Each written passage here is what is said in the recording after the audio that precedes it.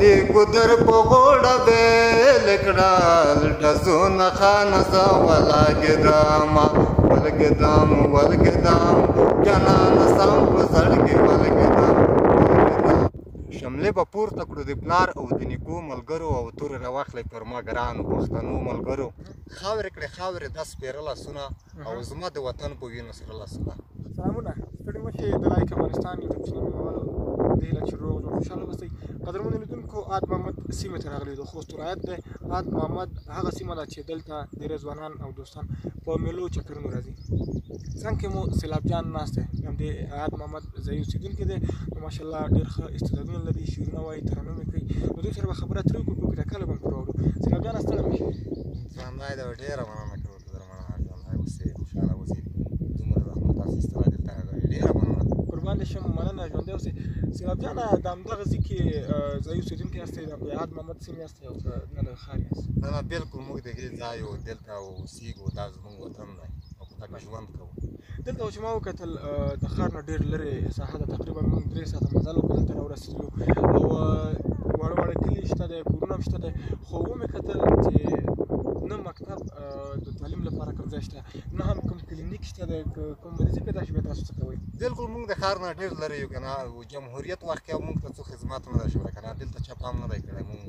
د ولسوالۍ د تړۍ ولسوالۍ سیمه مربوطې خو ډېر لرې یو که نه غرضي علاقه ده عاد محمد سیمه ده او نه کلینیک شته او نه مکتبونه شته موږ ته چا کار نه دی کړی او موږ ته هیله ده چې موږ ته کار وکړي که چېرته دلته مکتبونه خلاص شي جوړ شي مکتبونه نو څه تصمیم لري په خپلو اولادونو باندې مکتب وایي بلکل موږ تیار یو چې موږ په خپل اولادونو بلکل کالک وي که جنګ بلکل په موږ نه حق لري بلکل اولادونه خو موږ تاسو حق لري چې په هغوی او بل هغوی زموږ د هېواد راتلونکي ده دا بلکل زموږ راتلونکي ده د هېواد لپاره دا ډېره ګټه ده د هېواد لپاره لکه انجینر او ډاکټر دې ته سخت ضرورت لرو زموږ ملک ورته ضرورت لري واقعا ډېره ښکلې سیمه ده دغه چې موږ تاسو یو څه کسان ولرو خپل اولادونو باندې تعلیم وکړو تحصیل وکړو چې یو ځای ته ورسي نو دغه زموږ هېواد نه خو هغوی ګټه واخلي موږ او تاسو نه خو پاتې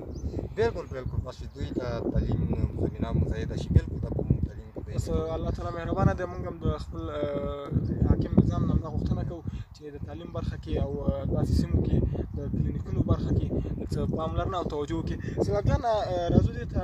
چې دوستان وایي ډېرې ښې ټوکې وایي ټوکې ټکالې کوي ترنمونه کوي شعرونه وایي پیل به د ټوکو نه و والا خو خبره ده چې ټوکو مو نه دي کړي خو ترنم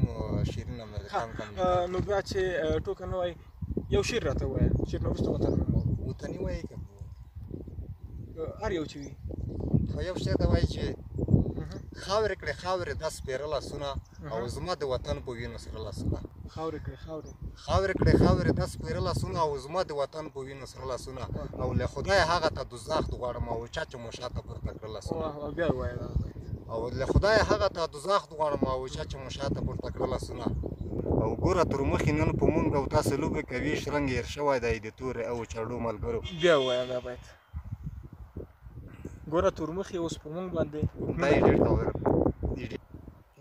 و یو شعر دی وایي چې شملې به پورته کړو د پلار او د نیکو ملګرو او تورې راواخلئ پر ما ګرانو پښتنو ملګرو او ګوره تر مخې نن په مونږ او تاسو لوبې کوي او شرنګ هېر شوی دی د تورې او چړو ملګرو او په وطن ځان شهیدوم خو ناموس نه ورکوم دا مې خپل کور دی زړه په وینه مې ساتو ملګرو او نن پښتانه له یو له بله ګریوانونه شلوي د چا خرابه عقیدې شو په پیسو ملګرو یو احمد شاه و چې بیرغ یې په ډیلي راپېدا و ځوان زمری و په میدان به ودرېدو ملګرو زموږ لیدونکو ګران سیلاب جان شاعر دی دا شعرونه چې موږ ته یو بیت ویلې یا دو بیته دا ټول خپل شعرونه وو نو سره کتابچه نه وه یا لیکنه نه وه چې د لیکنې له مخې بیا واقعا ملک کې دغسې شپې ورځې دي نو ذهن حافظه لږ څه کمزوري وي نه شي کولی چې حافظه کې هر څه ځان سره وساتي نو یاداشت ورسره نه و په وروستیو کې سیلاب جان د مسافرو لپاره ښکلی ترنم اورو سیلاب جان تیار یې مهرباني د دې ګودر په غوړه بیل کړل ډزونه خانه زه ولګېدم جانانه سم په زړګي ولګېدم